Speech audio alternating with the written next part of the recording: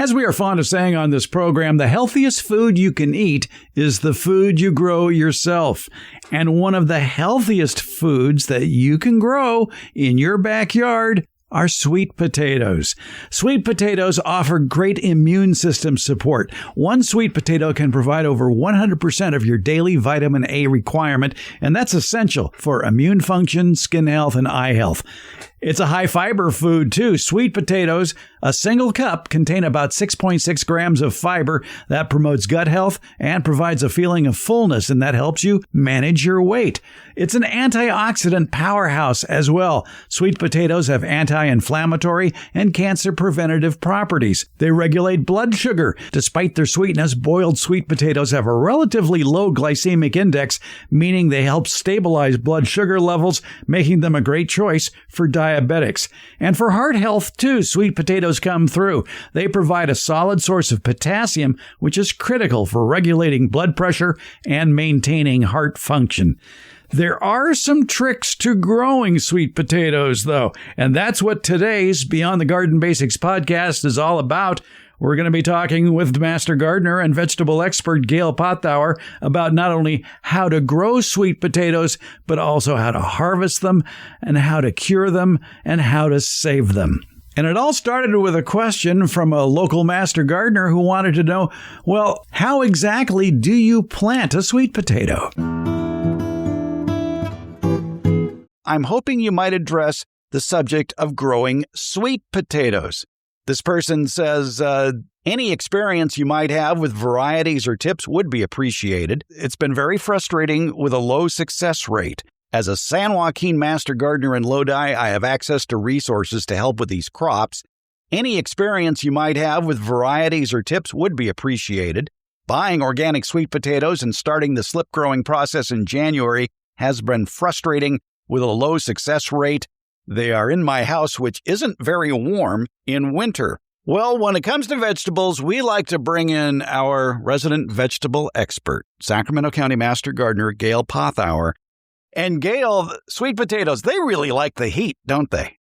Oh, they do, and they're warm. So you get them in too early and you'll have problems. So you need to wait, get them in the ground when it's like mid-May.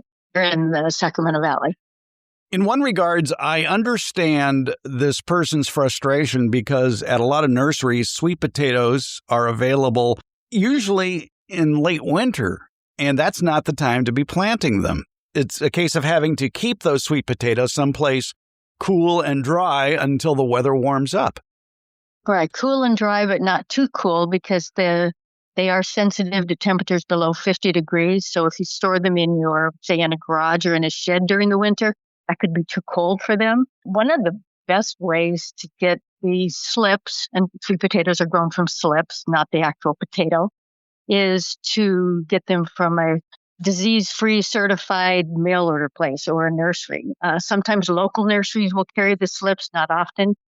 Mail order catalogs will have them listed. But one of the main problems is most southern-grown slips cannot be shipped to California because there's a quarantine for the sweet potato weevil. So it can be difficult to find slips that you can order, but you can also grow them yourself if you have, say, an organically grown sweet potato that you've been able to hold over during the winter. There is a process to grow out the slips yourself. Is there a chance of picking up a disease that way, though? Or should you actually buy the sweet potatoes fresh, seed potatoes, fresh every year?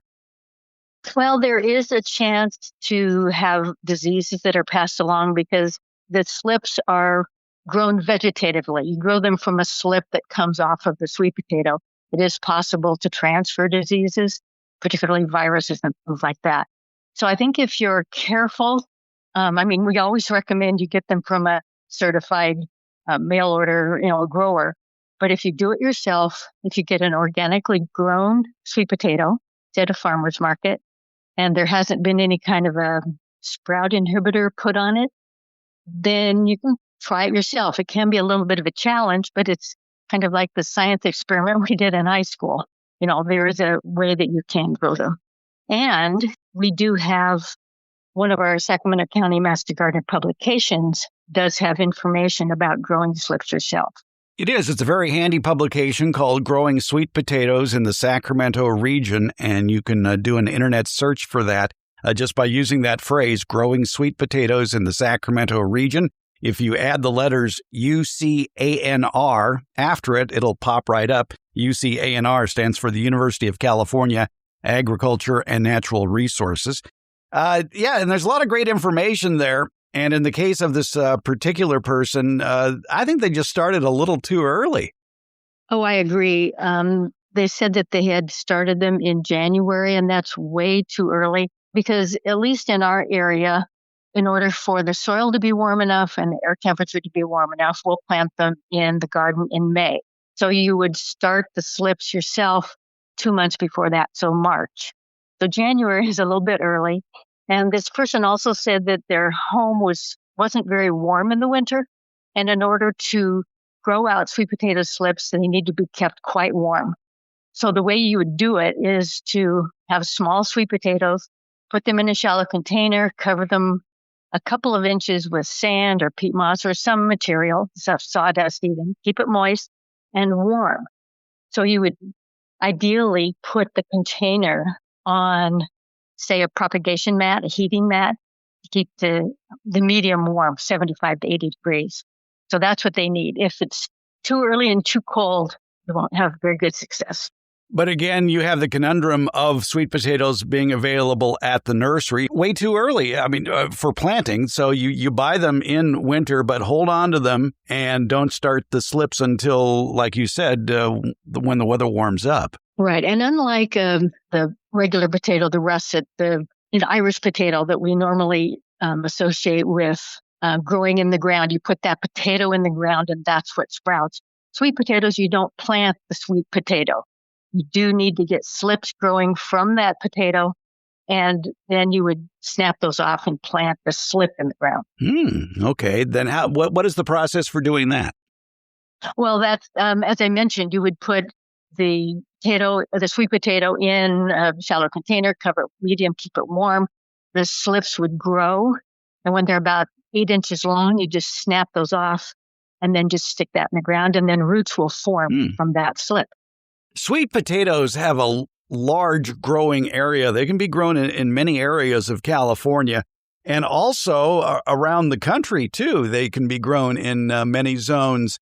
And that would include, if you're familiar with the National Sunset Zones 26 through 33, and that includes central and interior Florida, the lower Rio Grande Valley, the Gulf Coast, North Florida, the Atlantic Coast to Charleston, the interior plains of South Texas, hill country of Central Texas, the interior plains of the Gulf Coast and coastal Southeast, the interior plains of the Mid-Atlantic states, Chesapeake Bay, southeastern Pennsylvania, southern New Jersey, and the north central Texas and Oklahoma area eastward, all the way to the Appalachian foothills.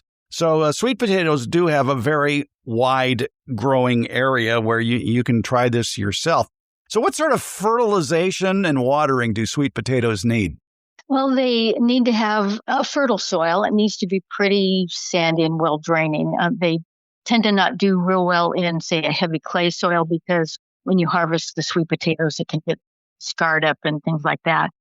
But as far as fertilization, you don't want high nitrogen because then you'll get a lot of foliage and not so much flowering and the little sweet potatoes. So what we like to do at the Fairfield Horticulture Center when we grow sweet potatoes is give them a monthly application of something like fish emulsion that's been diluted. Nothing too high in nitrogen. When are sweet potatoes ready to harvest? Yeah, many varieties are available after 90 to 140 days. So depending on the variety that you're growing, you would start checking in the soil around that time. So if you were growing a 100-day variety, after 100 days, kind of check around and see what size the little sweet potatoes are. But generally, it's going to be later in the summer, even early fall, because it is a long growing season. Will the vines turn yellow first before they're ready? Generally, they will. That's one of the signs that they're getting ready to harvest is the sign will start to yellow. So if the vines have not started to naturally turn yellow, but it's starting to become cold weather. Remember, I said they're sensitive to temperatures at 50 degrees or below. then you might want to just harvest them before the cold weather because that would really damage the sweet potatoes. All right. So pay attention to those nighttime temperatures. And when the forecast starts calling for nighttime temperatures or early morning temperatures to be below 50 degrees, get out your shovel or spading fork and start harvesting. Absolutely. Yeah, because they will be damaged, even if just a few hours at below 50 degrees. How do you store sweet potatoes? Good question. Sweet potatoes do need to be cured before they're stored. Otherwise, they will decay in storage. And it's kind of tricky of finding ways to cure sweet potatoes because commercially, the growers do have curing rooms with heaters and humidifiers and evaporative coolers to maintain all the proper temperature and humidity. Well, that isn't something that home gardeners really have access to. So actually, in the publication that I mentioned earlier about growing sweet potatoes in Sacramento area, there is a list of ways that home gardeners can try to cure the sweet potatoes without having all that fancy equipment. The thing is, you want to keep it warm and humid. So it's kind of hard, at least in our area, to have warm weather that's humid because we don't have a lot of humidity here. But there are things like storing them in a warm area, a greenhouse or something with a pail of water and covering them with plastic to keep the humidity in. So things like that. But you do need to cure them for several weeks in order for them to store properly. And another way to cure sweet potatoes, as I say, it can be rather daunting to have the right equipment, is that you could set up a heater in a small room or in a pantry and have the temperature about 85 degrees and then have a bucket of water that you would place in that room to kind of keep the humidity up and put the sweet potato roots that you've harvested in boxes, have them well ventilated. So in a single layer, and place that box on a table or something above the heater so that you have the warmth and the humidity, and that would help with the curing process, and it may take a week or so. However, just be careful if you're using a heater around anything that's flammable that you want to take precautions so that you don't have the heater get overheated and could cause a fire. After you cure them, you'd want to store them in a room that's about 60 degrees. And so, what's the coolest place in your house? Maybe wrap them in newspaper, put them in a box under your bed kind of thing, or in an unused closet. But that's kind of one of the challenges of growing sweet potatoes is the curing process and then storage process. Now, if you don't plan on storing the sweet potatoes for very long, you could certainly eat them and that's fine. But just be aware that newly harvested sweet potatoes aren't going to be very sweet. They need that curing process or at least a storage time when the carbohydrates turns to sugar. So that makes the sweet potato a little bit more palatable. So you can certainly eat them right after they're harvested, but they won't have that real sweet flavor that's what we expect. Yeah, and I guess storing the roots in rooms that are warmer than 65 degrees could cause those roots to sprout. Right. So that's another problem is if it's too warm, then they can sprout. So it's finding that optimum about 60 degrees in a dark place, in a box under your bed, maybe.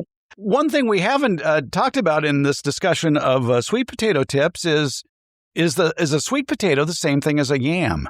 No, it is not. That's a marketing ploy.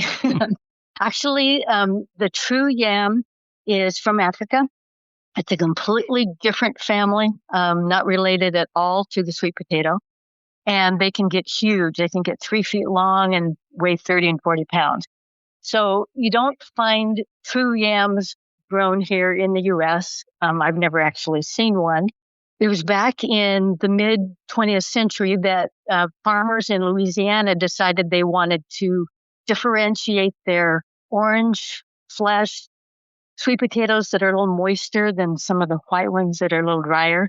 They wanted to differentiate them from those drier sweet potatoes. So they started calling them yams. So it's just simply a marketing ploy. So in California, I don't know about other states, but if it's labeled as a yam, they have to also tell you it's a sweet potato. So all sweet potatoes are sweet potatoes. There's no true yam that's grown here in the U.S. Also, I failed to mention that the leaves on sweet potatoes are edible as well. I mentioned it about okra, but I think I forgot to mention it on the sweet potatoes. Well, you just did. But it's that the sweet potato leaves can be used like spinach or chard. I would eat them raw. Can you eat the sweet potato leaves raw? So sweet potato leaves can be eaten raw, although they kind of have a slight bitterness apparently when they're raw. When they're cooked, they become a little more mild and delicate flavored. And I have not actually eaten sweet potato leaves raw myself, but according to one of the websites that I got on, Specialty Produce, they were talking about it and said that it's very similar in taste to spinach. It can be a little bitter when raw. So if you use it in a salad, it's perfectly edible, but it might impart a little bitter flavor. Cooking it would mellow that out. We've learned a lot today about growing sweet potatoes. Gail Pothour, Sacramento County Master Gardener, thanks for your help on this. My pleasure, Fred.